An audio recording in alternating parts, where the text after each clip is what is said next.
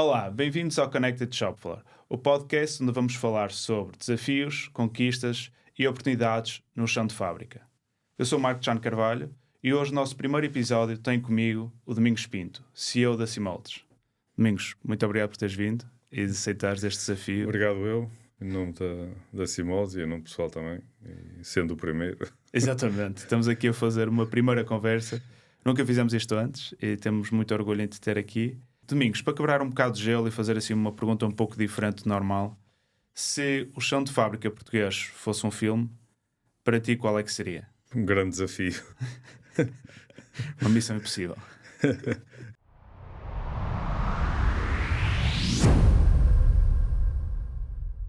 Quais é que achas que foram assim os maiores desafios que a indústria em geral enfrentou? A situação do Covid, do seu ponto de vista geopolítico, do seu ponto de vista do acesso a matérias-primas, energia, em que o consumo estava num ponto alto. A partir dessa altura houve realmente situações que criaram tensões, criaram disrupções e que obrigou, e na realidade a volatilidade do mercado é muito, aos dias de hoje, é muito rápido a passarmos do 80 para o 8 e vice-versa.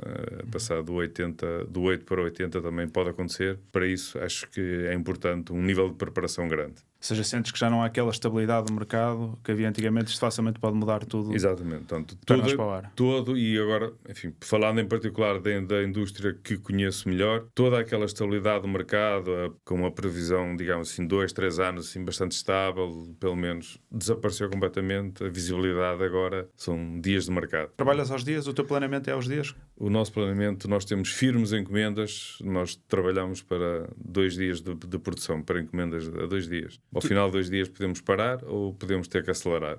É essa a nossa visibilidade que temos. Sim, tu vendes essencialmente para o ramo automóvel, não é? Um ramo que já tem estas metodologias muito just in time. Achas que as outras indústrias estão tão bem preparadas para esta tão curta visão sobre o futuro? Não sei se realmente as outras indústrias, se há uma real necessidade primeiro de trabalhar com este tipo de ferramentas. Já não é só o just in time ou just in sequence, se tem uma real necessidade. Se tem real necessidade, tem que estar preparadas. E esta preparação exige um nível elevado de planeamento que é importante. No caso da indústria automóvel, é simplesmente inconcebível não trabalhar com ferramentas EDIs, just in time, just in sequence, é fundamental. Dentro disto, nós sabemos que agora estamos a começar aqui algumas revoluções industriais e que estamos a começar com supostamente a 4ª Revolução Industrial, onde estamos a trazer muita da tecnologia para a indústria. Onde é que tu sentes que, nesse aspecto, a tecnologia nos pode ajudar dentro deste mundo tão incerto em que estamos a viver? No fabrico desse carro, vão ter que coletar informação sobre a pegada carbónica no fabrico de cada um desses componentes, seja o transporte, seja os seus fornecedores, sejam os seus trabalhadores, seja a fonte de energia que usa, seja... E à saída da máquina, peça a peça, vai ter que ter uma gravação, informação digital, que vai envolver blockchains e troca de informação muito poderosa, e o consumidor final vai olhar para o veículo e vai dizer: este carro tem esta pegada carbónica, e vai ser um fator determinante. Vai levar o seu tempo, não vai ser imediato, mas vai ser determinante. Tu vais saber a peça, esta peça, carro. A pegada carbónica de um veículo é o somatório de todas as peças que fazem parte de um carro, e cada peça vai ter que ser determinada a pegada carbónica desse carro. E nós, enfim, não vou dizer que temos o processo completamente disseminado, mas temos já case studies, temos experiências em que estamos a preparar os nossos processos, os nossos fornecedores, ir até ao chão de fábrica, e vai ter que acontecer, na realidade, no chão de fábrica. E por isso vai ter que haver um tratamento massivo de dados, de informações, que nos permitem, obviamente, uma entidade certificada, que nos permite ter um passaporte sob o ponto de vista sustentabilidade daquilo que estamos a fazer. Então, se nós voltarmos ao mundo do Henry Ford, que falaste bastante sobre a customização, porque isto são quase 2 mundos. Por um lado, temos uma super customização dos nossos produtos, que obriga a uma grande complexidade das nossas cadeias de abastecimento e de produção, sobre como é que estamos a produzir estas peças e estamos a criar esta logística. Henry Ford adorava e dizia que tu podes ter o carro da cor que quiseres, desde que seja preto. Então mudamos um mundo em que temos uma linha de produção criada nessa altura para um mundo super customizado, em que hoje em dia no carro, como tu disseste, chegas a uma aplicação e fazes um carro quase à tua medida, com as customizações que tu quiseres. Pagas também por isso, não é? Mas tens isso. Sim. Como é que tu achas que este mundo dentro do chão de fábrica tem alterado desde a altura do Henry Ford até hoje em dia? Quais é que tu vês que são as maiores diferenças se ele viesse cá e olhasse agora para as fábricas? Eu acho que o Henry Ford, se viesse cá, diria a quantidade de carros que se produz hoje em dia, por dia, diria que era impossível manualmente fabricar os carros. Era impossível. Tenho a certeza absoluta que era completamente impossível. E, aliás, posso partilhar uma experiência com um OEM que, na altura, fabricava cerca de 3.000 carros por dia e o número de carros em sequência, na linha de montagem, que eram exatamente iguais, eram 0. Ou seja, 3.000 carros por dia, o número de carros em sequência exatamente iguais eram 0. Tinha sempre um detalhe, ou era caixa automática, ou era teto de abrir, ou era a cor do painel de porta, ou era uma costura, ou era... Havia sempre um detalhe. A customização do cliente, quando vamos à aplicação e escolhemos todas as luzes, queremos isto, todo esse conjunto, tudo por trás tem uma cadeia de acontecimentos muito grande. Tens também uma experiência vasta em geral na indústria. Quando olhas para estas áreas, como é que tu vês a maturidade digital hoje em dia? Bom, no nosso caso em específico, eu diria, enfim, não posso dizer que tudo está perfeito. É um nível de serviço que é necessário apresentar e vender a um cliente. Porque quando estamos a assinar um contrato com qualquer OEM, e diria aqui todos eles, são 0 falhas. Ou seja, 0 ppms. Por cada 1 milhão de peças fornecidas, 0 peças com defeito. E isso... 1 milhão de peças, tu dizes que vais produzir 1 milhão de peças e podes ter 0 defeitos num 1 milhão de peças. Não é pode, tens de ter 0 defeitos. Tens que ter, não é? É obrigatório. É obrigatório. Zero, Portanto, esse é o contrato. Se tivermos uma peça, enfim, não vou dizer que é uma situação grave, mas não é preciso muitas peças defeituosas para termos problemas e depois tem vários níveis de escalonamento, mas essa é a realidade com que vivemos hoje em dia. Mas é peças entregues ao cliente ou peças produzidas internamente? Não, peças no cliente. Quando fala 0 ppm é no cliente. Eles não têm visibilidade sobre as peças que são produzidas? Ou até que ponto é que existe esta transparência entre o que é produzido? Na realidade de hoje, nós entregamos as nossas peças diretamente nas linhas de montagem, no bordo de linha onde o carro está a ser fabricado. Nós recebemos uma encomenda, em alguns casos com algumas horas de antecedência. Temos casos já que, trabalhando em GIS, Just in Sequence, recebemos encomendas com 2 horas de antecedência e temos que entregar as peças no bordo de linha nessas 2 horas. Estás a produzir mesmo parede com parede onde eles estão? Praticamente, enfim, não será o caso parede com parede, mas é num nível de proximidade grande, muito grande. Ou seja, a peça ainda vai quente para a linha de montagem. Podemos dizer que sim. Ótimo.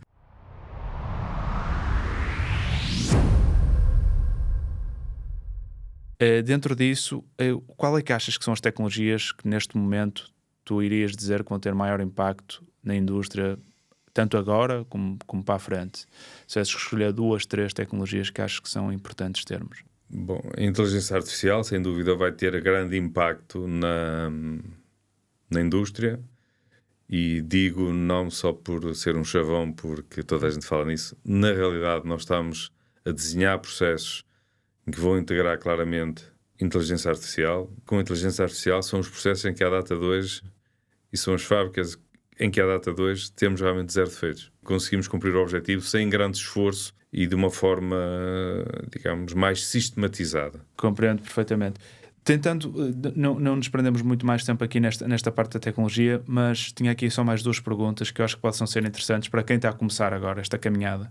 Quem está a começar a caminhada, e imaginemos uma fábrica que neste momento ainda tem tudo em papel, qual é que seria a tua área principal de atuação? Como é que tu irias começar o processo? Eu diria é sempre um pouco difícil dar uma fórmula que resolve tudo, não é? Uma fórmula que resolve tudo, mas eu recomendaria, se esse processo de digitalização está alinhado com a estratégia de negócio, se é realmente um valor acrescentado para a estratégia de negócio, e se o é, então que o façam o quanto antes possível. Quando dizes estratégia de negócio, referes-te a... Porque na realidade eu acredito, e no sentido figurado, que um produtor de vinhos que produz um vinho muito exclusivo e o processo vai acabar por selecionar naturalmente as empresas que estão preparadas e as que não estão.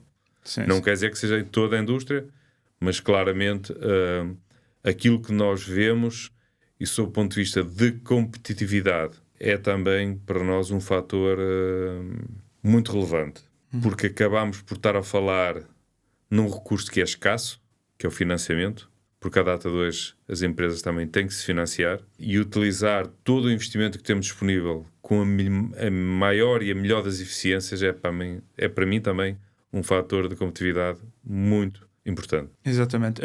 Essa era exatamente a minha próxima pergunta, por isso estamos em sintonia. Que é, dentro disto, o dinheiro é finito, não é? E muitas vezes tens constantemente de estar a fazer trade-off entre vou investir nesta área, vou investir naquela, deves ter muito sítio para onde investir e se calhar nem é uma questão só de dinheiro, mas de recursos, de capacidade da equipa, de foco, de atenção. Dentro disso, como é que tu consegues dar alguma prioridade? Qual é que é o teu processo de pensamento quando estás a imaginar um investimento impactante, e muitas vezes nem precisa de ser propriamente um investimento muito, muito alto, mas que vai ter um grande impacto na forma de trabalhar das tuas equipas, da forma de trabalhar que vocês atualmente têm, que pode impactar também os clientes. Às vezes não é só questão de investimento, é todo o impacto que pode ter. Como é que tu fazes? Como é que é o teu processo de pensamento? Como é que vou avançar ou não vou avançar? Primeiro, obviamente há um alinhamento com os próprios clientes e nós hoje em dia vemos isso sem qualquer conectividade negativa. Podemos estar a falar de um processo de injeção, podemos estar a falar de uma linha de montagem, enfim, em que é necessário alocar recursos financeiros elevados, e aquilo que fazemos dentro de todas as fábricas que temos fábricas já em vários continentes, tentar levar ao extremo a forma que utilizamos esse equipamento. E para isso temos indicadores internos, um deles é muito conhecido, enfim, em particular na indústria automóvel, mas não é da indústria automóvel exclusivo, que é o TEP, o Total Efficiency Equipment Performance, que levamos ao extremo utilizar esses equipamentos, em vez de replicar equipamentos, replicar investimentos, não, até essa capacidade está esgotada.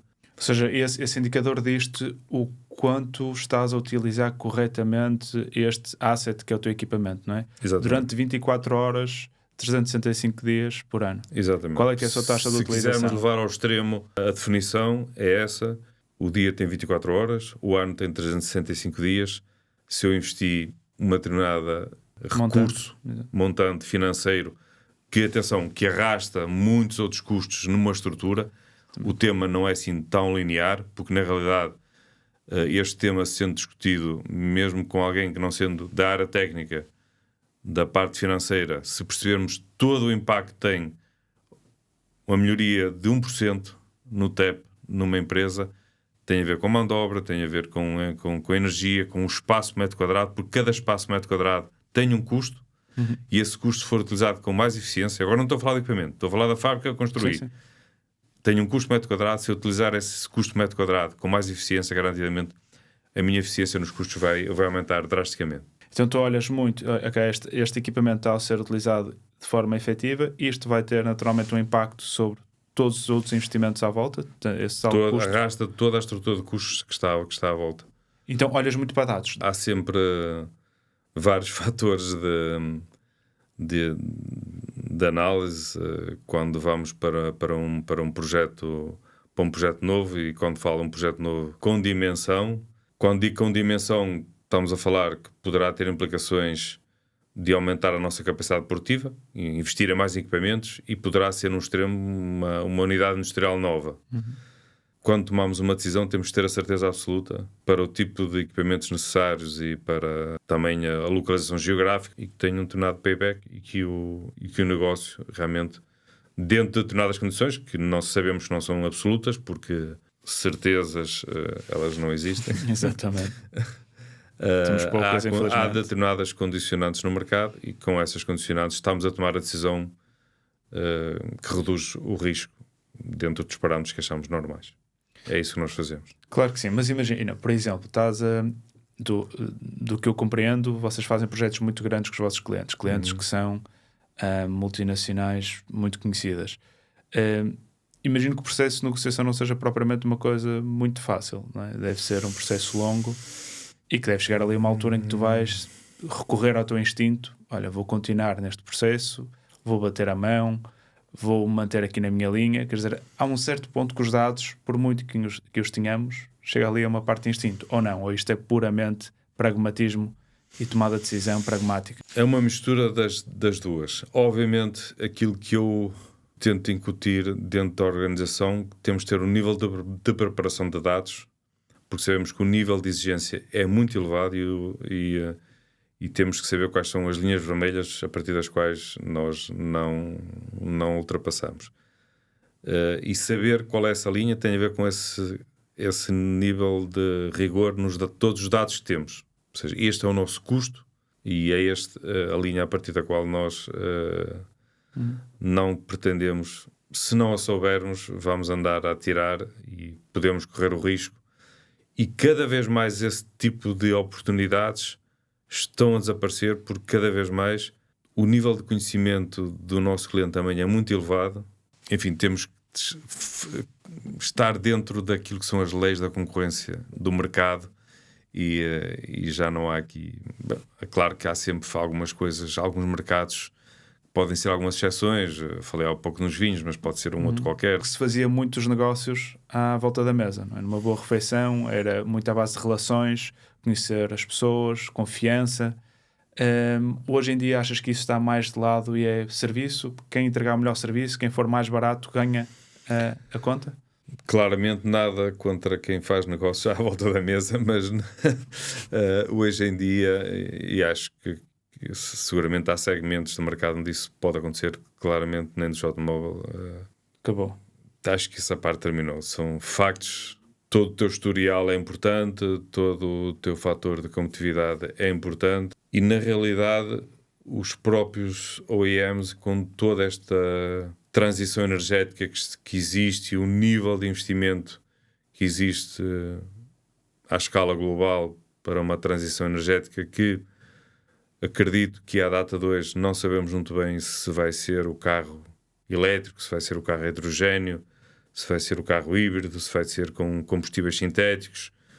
Enfim, também da parte deles há um nível de recursos financeiros elevadíssimo para toda esta transição e com a concorrência também a um nível sem precedentes, porque tudo o que está a acontecer hoje em dia eu diria que é uma pequena amostra do que está para vir. E nós vemos toda esta incerteza e porque nos vai afetar a nós também, pode atrasar, porque nós temos que nos preparar para ser competitivos. Sim. Obviamente depois poderá haver aqui alguns fatores realmente, enfim, mais políticos, mas nesse aí não conheço, não vou comentar. Aquilo que nós fazemos é preparar-nos o melhor possível. O que eu entendo um pouco sobre a tua indústria, tu ganhas um projeto, não? Vocês trabalham muito à base dos projetos, por exemplo, sai um novo carro, Sim. Vais vender um tipo de painel diferente de porta para o carro, ganhando esse projeto, e isso pode realmente ter um impacto muito grande na organização, até como falaste há bocadinho, pode significar abrir mais uma área industrial e uma área fabril. Dentro destes processos, imagino que acabas por ter uma proximidade grande com os clientes. Essa relação é uma relação sempre ótima e glamourosa, ou há momentos de tensão quando, ao meio do projeto, as coisas não correm tão bem, e isso põe como é que se gera hoje em dia essas relações quando existe esta competitividade brutal, de a qualquer altura um concorrente pode entrar e há tanto investido do nosso lado naquele cliente. Claramente, e glamourosa não é? Há momentos de alguma tensão e há momentos de bastante tensão. Portanto, esse é o nosso dia-a-dia e também o digo, enfim, que o nível de preparação para quem trabalha também na indústria automóvel também exige um nível de preparação para lidar com estes fatores de pressão não de uma forma negativa, mas como isto fazendo parte do normal e tentar ter um equilíbrio na vida que não se deixa afetar muito, porque realmente o nível de exigência é bastante elevado. Exato. Ou seja, essa pressão é alta, não é? Tu estás a É permanentemente alta, são decisões sempre diárias, porque quando estamos a falar no nível de competitividade que é muito elevado, quer dizer que aumenta o teu risco, o nível de segurança que temos, de stocks, de tempo a produzir, também é muito curto. Portanto, ou tens uma estrutura bem preparada e bem desenhada, está bem testado, e estamos a falar não é até de fatores, alguns deles externos ao negócio, por exemplo, cibersegurança. Quando estamos a falar de trabalhar com quantidades de dados muito grandes, e enfim, quem for e acompanhar a indústria automóvel, não é a primeira empresa nem a segunda que para completamente, porque todos os processos são digitais. Hoje em dia ninguém recebe encomendas por fax ou por papel ou por e-mail, são tudo EDIs. Todos os nossos pagamentos a fornecedores é tudo por Podes explicar o que é um EDI? Electronic Data Exchange. Okay. Portanto, basicamente, são toda a informação relacionada a uma encomenda é nos comunicada eletronicamente, ela é processada internamente eletronicamente e ela é expedida também eletronicamente. Está encriptado para só vocês conseguirem abrir essa informação? E, pá, já é um nível de detalhe muito alto, sim. Técnico muito grande, mas presumo que sim. Há ratings de cibersegurança e há muitos OEMs que já o estão a apontar, fica auto-excluído, porque na realidade pode acontecer, por motivos de cibercrime, alguém bloquear uma empresa e pelo conhecimento que nós temos, dizem que há dois tipos de empresas: as que foram atacadas e que sabem, e as que foram atacadas e não sabem. Então, okay. Todos fomos atacados, todos fomos hackeados. Depois o nível de preparação também para isso também tem que ser elevado, desde o tipo de hardware, software, o nível de competências das pessoas tem que ser completamente diferente, o nível de formação que damos é intensivo nesta área. Portanto, o mundo realmente é um pouquinho diferente do que era há uns anos atrás, e as coisas aconteceram com muita rapidez. Sim, percebo perfeitamente. E dentro disto voltamos às pessoas. Muitas vezes diz-se que na cibersegurança o fator humano é o elo mais fraco. Às vezes temos aberto o e-mail errado, temos clicado no link errado, e por muito firewall e encriptação que exista, as pessoas continuam a ser a parte mais vulnerável do processo, porque não tem aquela fiabilidade que uma máquina tem, um robô tem. E isso, indo ao encontro do que nós estávamos a falar no início, de estás a aumentar, como é que era, 1 milhão de peças produzidas com 0 defeito que tens que entregar ao teu cliente, e obriga uma fiabilidade muito grande. Estamos a trazer robótica, estamos a trazer inteligência artificial, muitas ferramentas. Onde é que ficam as pessoas no meio disto tudo? Vamos deixar de ter pessoas? Não, eu penso que não. Tenho certeza que não vamos deixar de ter pessoas, vamos ter um nível de formação nas pessoas diferente daquelas que temos hoje. Ao bocado falámos num exemplo, e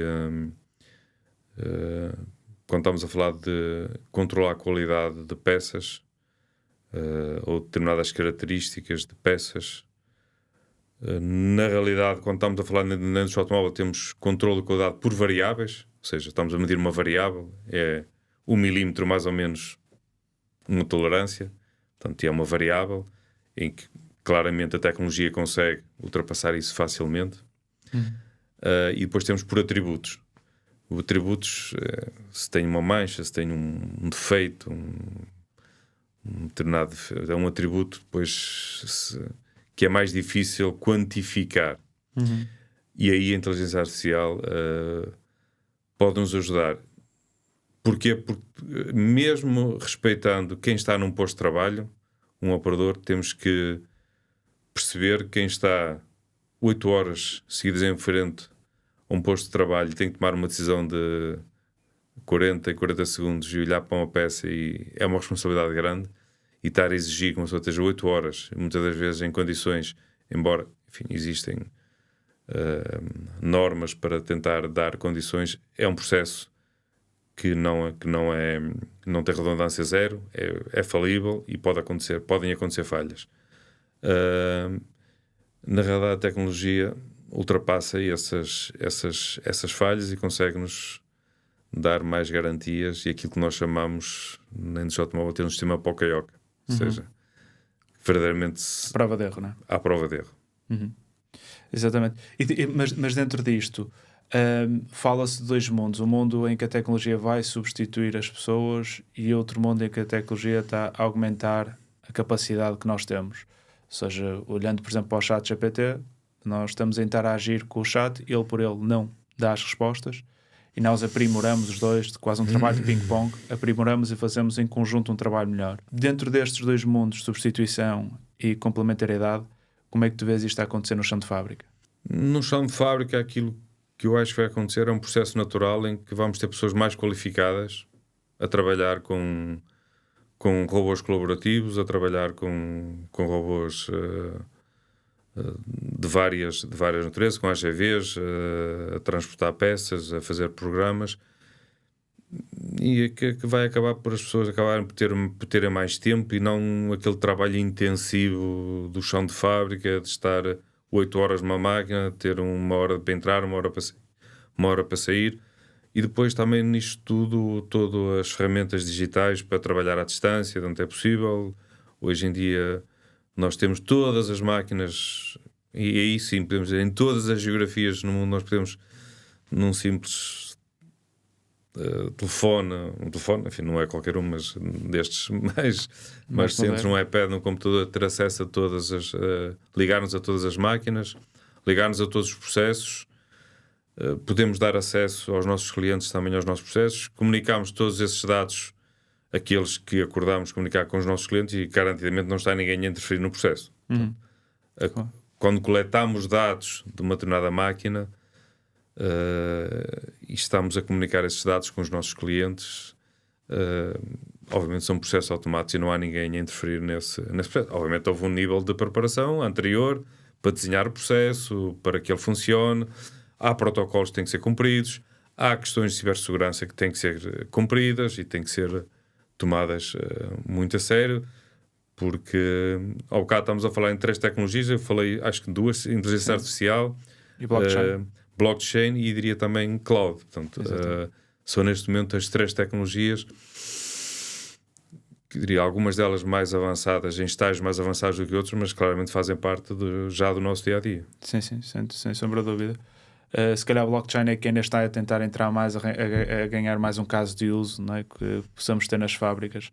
Mas dentro disto, voltando, se me permitias um bocadinho atrás, estavas a falar da evolução do trabalho no chão de fábrica, em que está a trabalhar, que acaba tudo por ser condições muito mais, se calhar, hoje em dia associadas ao escritório e a um ambiente mais livre, em que possamos ter um horário mais flexível, mais digital, o ambiente industrial ainda era muito físico nos postos de trabalho.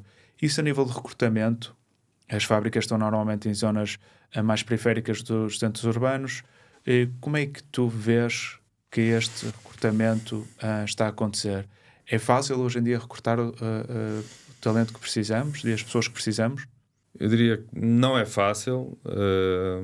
A parte seguinte, que é reter o talento, obviamente as pessoas têm que se rever em tudo aquilo que nós estamos a fazer, no sentido de se realizarem profissionalmente e de realmente termos tecnologia de ponta e também estar inserido no mercado em que as tecnologias não considero que a nossa indústria, a nossa sociedade de uma forma geral esteja muito atrasada. O mercado em si, podemos dizer pela dimensão, pela nossa posição geográfica, enfim, pode haver algumas limitações, mas não considero que seja realmente, ou cada vez menos, que seja um fator limitativo. Olhando um bocadinho para a história da Simoldes, e a Simoldes tem uma história muito engraçada, é quase uma história de sonho americano, em que o Sr. António Rodrigues começa com o avô uma pequena oficina de moldes, e cria este império. A Simoldes celebra este ano 65 anos de existência. 65 anos de existência, é inacreditável. Hoje em dia vocês estão a tentar atingir quase 1 bilhão de faturação, não é? 1.000 milhão. Sim, é uma meta. Uma meta que vocês já estão a tentar atingir. Tem 7.000 colaboradores, mais de 20 unidades de produção, o grupo inteiro. Isto começou tudo numa pequena oficina e cresce para este mundo e é uma das indústrias neste momento mais relevantes em Portugal. Trabalha com as grandes marcas e tu próprio, Domingos, também fizeste aqui uma escada, ou seja, vieste de uma multinacional, estiveste a crescer no mundo industrial, acabaste por vir para a Simoldes em 2019 e depois, em 2020, assumiste o cargo de CEO. Ou seja, nota-se que dentro do mundo Simoldes existe aqui uma cultura muito de meritocracia. Dentro dessa meritocracia, quando estás a olhar para os jovens hoje em dia a entrarem nas linhas de produção, e que tanto pode ser numa lógica quase um supervisor, de um colaborador, ou um engenheiro que acabou de sair, uma engenheira que quer sair da faculdade e entrar neste mundo, qual é que é assim o conselho que tu vês para conseguir um dia estarem na cadeira em que tu estás? Qual é que é o caminho que eles podem ambicionar seguir? Bom, não é uma pergunta fácil. De qualquer das formas, começando pela história da Simoldes, não fugindo à pergunta, já lá vou. A Simoldes realmente é uma empresa com 65 anos de história, é uma empresa que cresceu muito ao longo dos anos e sem dúvida, diríamos, afirmo, não somos os melhores do mundo, mas estamos longe de ser os piores e claramente somos a Simoldes é um player que tem o seu papel na indústria automóvel e um papel importante. Relativamente à pergunta, enfim, o meu percurso foi sempre dentro da indústria automóvel e na realidade eu, enfim, não tenho nenhum segredo, nem nenhuma fórmula mágica, nem que permita dizer, mas acho que é importante não ter medo e, acima de tudo, ter capacidade de trabalho. E quando digo capacidade de trabalho, aplicou-se na fase inicial da carreira, aplicou-se numa fase em que já assumi cargos com mais responsabilidade e continua-se a aplicar hoje e acho que vai-se continuar a aplicar, que é, nós só conseguimos influenciar um problema se o percebermos.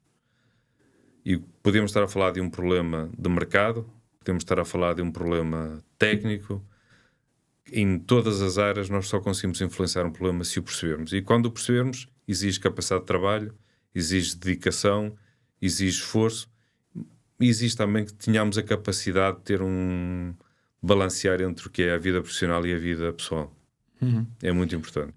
Essa parte já vamos aí, mas antes disso, normalmente, imagino que já tenhas promovido e reestruturado muito a tua equipa, quando estás a olhar para esta lógica de alguém está a crescer na organização, tu normalmente pegas nessa pessoa e pões a pessoa no cargo em que tu queres que ela vá ocupar e depois dás-lhe o título a seguir, ou normalmente dás o título primeiro, agora és diretor e esta é a tua nova job description. Como é que tu fazes essa transição? Não sou um especial adepto dos títulos. Sim. Ou seja, considero que dentro da organização deve haver canais de comunicação fáceis, acima de tudo rápidos e bastante pragmáticos. É aquilo no dia-a-dia também acho que é importante. Para mim é importante estar a falar com um trabalhador e perceber a realidade de um posto de trabalho, como é importante estar a falar com a administração, obviamente temas diferentes, é normal, cada qual somos todos uma engrenagem em que às vezes pequenos detalhes podem fazer toda a diferença. Portanto, acho que devemos ter um conhecimento próximo da realidade de chão de fábrica. Ninguém é promovido claramente por um cargo ou por um currículo. As portas estão abertas e eu pessoalmente tenho uma especial apetência de deixar as pessoas mais novas demonstrarem o seu trabalho, dar-lhes de certa forma responsabilidade e deixarem elas desenvolverem as suas ideias, apresentarem as suas ideias. Portanto, acho que há um espaço para toda esta geração de desenvolver o seu trabalho numa empresa que é culturalmente uma empresa de cariz industrial, tem 65 anos de história, uma empresa familiar. Diria, não há nenhum modelo que seja perfeito, mas claramente o modelo de tens um cargo e agora vais... Não, esse modelo para mim não é o que se encaixa melhor no meu perfil. Acho que as pessoas devem estar perto uma das outras e trabalhar em equipa. Obviamente sabemos que não é tudo um mar de rosas, porque na realidade quando estamos a trabalhar com pessoas há sempre um passo no escuro, e quando estamos a contratar pessoas é sempre um passo no escuro, mas aquilo que fazemos é tentar proporcionar às pessoas que deem o seu melhor e que não haja nenhum entrave dentro da empresa que seja anormal e que permita ou que não permita à pessoa desenvolver o melhor das suas capacidades, das suas competências. É isso que tentamos fazer. Ou seja, não acreditas que a idade é um posto, não é? Não acredito. Também não tenho nenhuma opinião ao contrário. Ou seja, que a idade também é não algo é um posto. que não é um posto. A idade, eu digo, e já passei por ambas as situações, pessoas com idade e com muitos anos de história dentro da empresa, que são pessoas que se adaptaram a uma nova realidade e que têm um papel fundamental dentro da empresa. O caso contrário também já aconteceu. E pessoas novas que deram passos muito rápidos e pessoas novas que não se conseguiram adaptar, enfim, por determinados tipos de processos que não correram da melhor forma. Quais é que são as características que tu vês, então, tirando a idade, quais é que são aquelas características que tu aprecias logo muito em alguém com quem estejas a trabalhar? Eu diria uma capacidade de trabalho grande e uma capacidade de comunicação também importante. E acima de tudo não ter medo de arriscar. São as características, porque tudo o resto são variáveis que nós próprios não dominamos na totalidade. Agora eu tenho certeza absoluta que a vida é feita de fases, e é fases ou não fases, e tens de tomar decisões e tens que avançar e tens que fazer.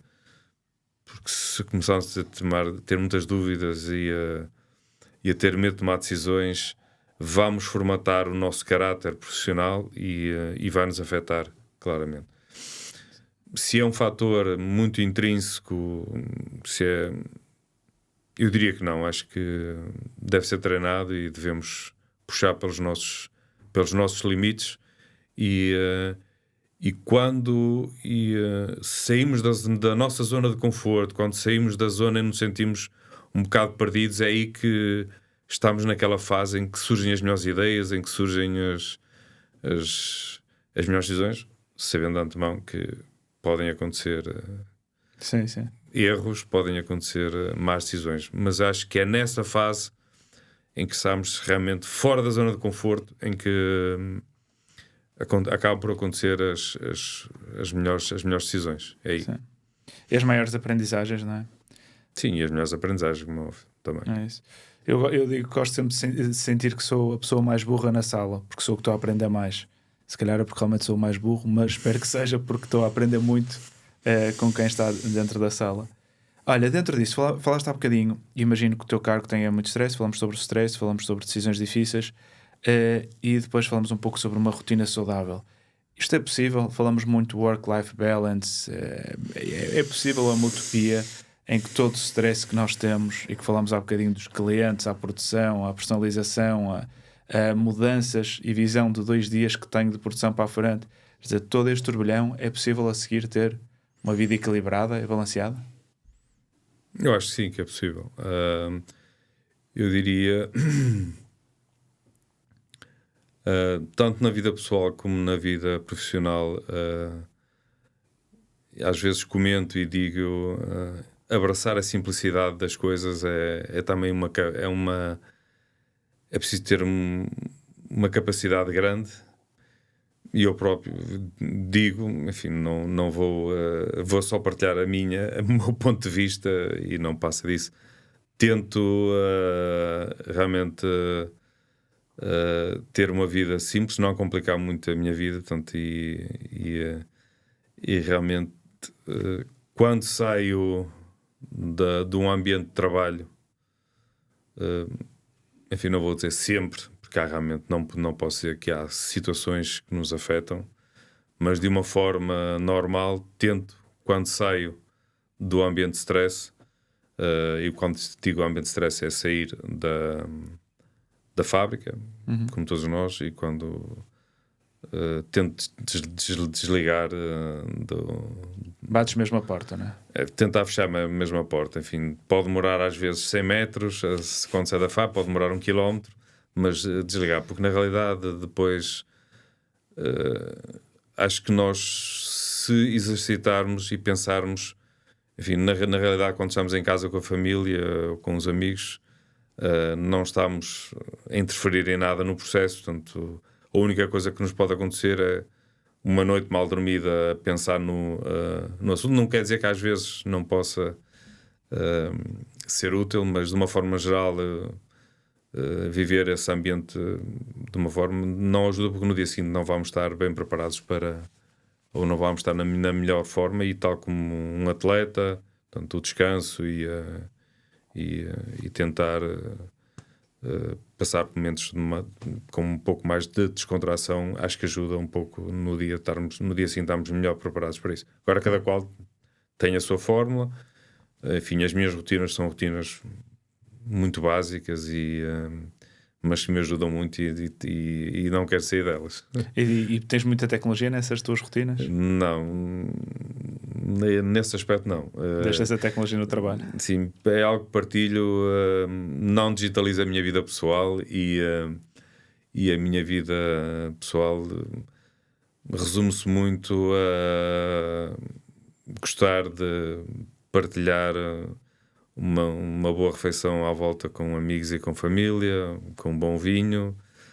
Gosto dos meus cães em casa, de passear. Não sou muito adepto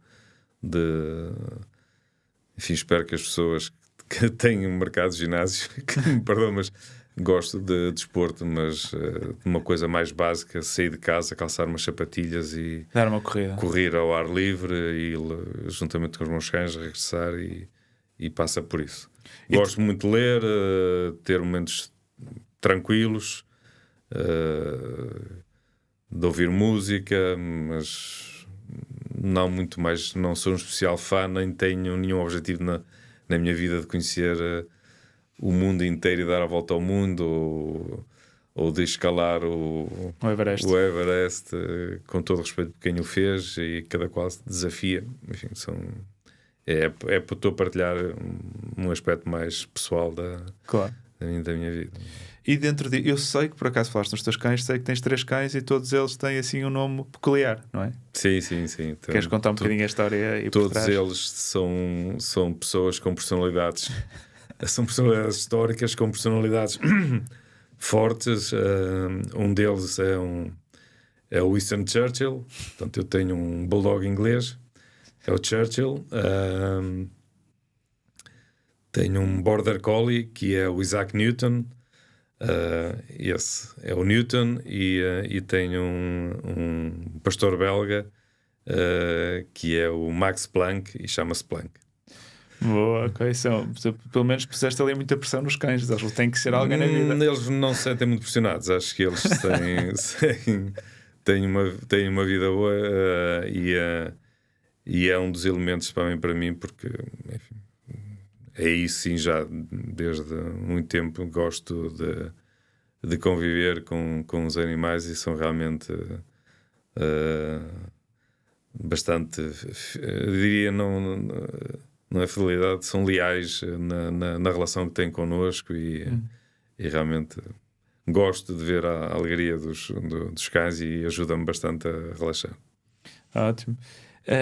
Olha, olhando um bocadinho para o futuro, como é que tu agora, já quase numa lógica de nota final, entrando nesse caminho, como é que tu vês aqui o futuro da indústria? Ou seja, nos próximos, sei lá, vamos tentar não olhar, se contamos uma visão de 2 dias, vamos tentar pensar em 5 anos, 10 anos.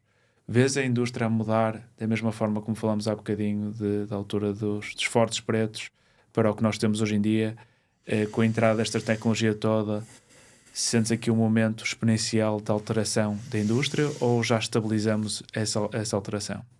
Eu penso que relativamente ao futuro sim, claramente vai haver sempre processos de mudança, porque isso acho que é inerente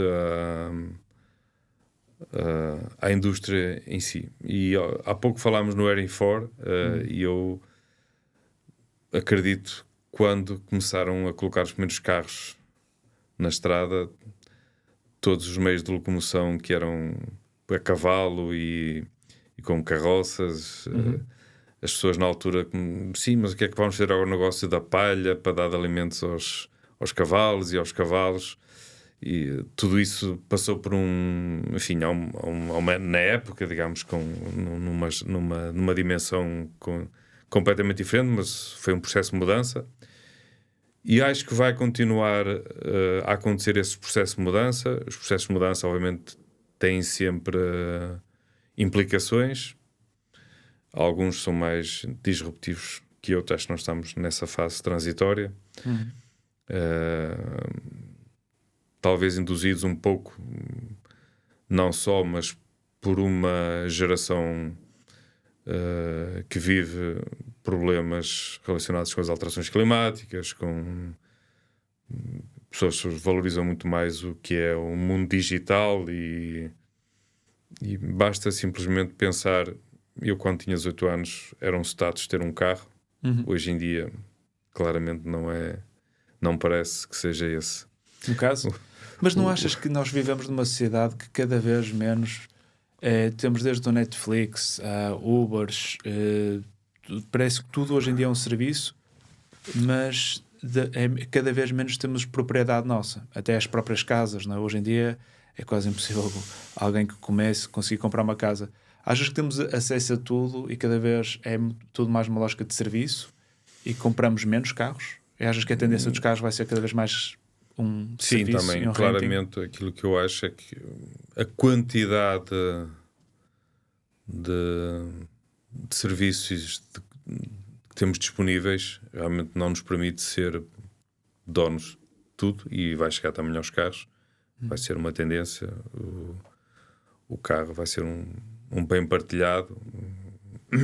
Não digo que seja um processo imediato, mas é uma tendência claramente que vai acabar por acontecer. E isso não te mete medo nenhum? Essas alterações todas? Não, acho que não. Estás preparado para os próximos 5 a 10 anos na indústria? Eu não estou preparado. Aquilo que eu digo é que tento, tal como no passado aconteceu, deixar a organização da melhor forma preparada para encarar outros desafios quando vir, e assim sucessivamente. É esse o papel. Claramente é difícil fazer, porque não temos nenhuma bola de cristal. São processos que estão a acontecer e que vão acontecer, claramente, porque estamos a falar de realidades, e não é preciso recuar muito no tempo para vermos o que era um automóvel há 20 anos atrás e o que é um automóvel hoje. Hoje estamos a falar em condução autónoma, e simplesmente um carro vai ser algo para nos levar do ponto A para o ponto B da forma mais segura possível e mais rápida possível. Portanto, e não vai ser muito mais do que isso, em que vamos poder trabalhar, poder consultar, poder ter alguma parte de entretenimento, seja o que for o propósito da viagem, mas claramente um carro vai ser esse o seu propósito. O propósito de um carro. Domingos. No entanto, vai sempre haver apaixonados por Porsche 911, mas vão ser nichos de mercado. Sim, isso eu imagino. Que há pessoas que não vão conseguir largar isso. E se calhar os impostos vai ser tudo muito mais caro. Eu também penso que daqui a algumas gerações, acho que os nossos filhos, netos e bisnetos, se calhar não tanto, mas dos nossos netos, vão se virar uns para os outros e dizer: olha, nessa altura os nossos avós podiam andar de carro à velocidade que queriam, quer dizer, não, legalmente não podem, mas com esta flexibilidade toda, acho que vai ser considerado quase um faroeste de como é que nós podemos utilizar os carros de forma tão manual, comparativamente ao que vai ser daqui a uns anos, muito mais controlado o que o humano pode fazer no carro. Sim, é verdade. Acho que a tecnologia Eu pessoalmente tenho uma visão muito pessoal, porque fala-se às vezes de uma forma um pouco assustadora sobre aquilo que é a tecnologia, ou que vamos ser dominados. Um bicho-papão. Não vejo claramente nessa perspectiva. Enfim, também não consigo ter elementos que me digam como é que vamos estar daqui por 50 anos. Aquilo que eu vejo é claramente que a velocidade com que as coisas acontecem é muito mais rápida e o nível de conhecimento que nós temos, eu diria, e dando como exemplo uma área que não tem nada a ver com o indústria automóvel, há 50 anos um médico, quando se formava, tinha conhecimento acumulado para 50 anos. Hoje em dia tem conhecimento acumulado, se calhar, para 2 anos. Se não se atualizar em 2 anos, está desatualizado. A velocidade com que as coisas acontecem é muito rápida. Portanto, mas na indústria automóvel também o é, porque o tipo de conhecimento é diferente e realmente o nível de interação tem que ser muito grande e temos que estar permanentemente atentos e temos que ter um processo interno que seja, de certa forma, fácil. Este fácil é entre aspas, exatamente, de perceber como é que o mercado, o que é que o mercado vai precisar, como é que está a nossa concorrência e no meio disto tudo encontrar quais são os gaps e atuar nesses gaps e fechar e repetir o ciclo e é isso que tentamos, que acho que é importante fazer. Perfeito, Domingos. Olha, muito obrigado. Tinha muitas perguntas para te fazer aqui, mas se calhar vou-te deixar ir. Agradeço-te imenso teres aceito este primeiro episódio Prazer connosco. foi meu e da Simoldes também ser o convidado e sendo o primeiro. Enfim, é sempre o primeiro. Exatamente, vamos ver se é bom ou se é mau. O segundo já não vai ser o primeiro. Foi um prazer que está cá e espero que tenha contribuído, enfim, para quem ouvir uma mensagem positiva sobre aquilo que é o shop floor e da importância que damos realmente ao shop floor, ao chão de fábrica, porque na realidade é lá que as coisas acontecem.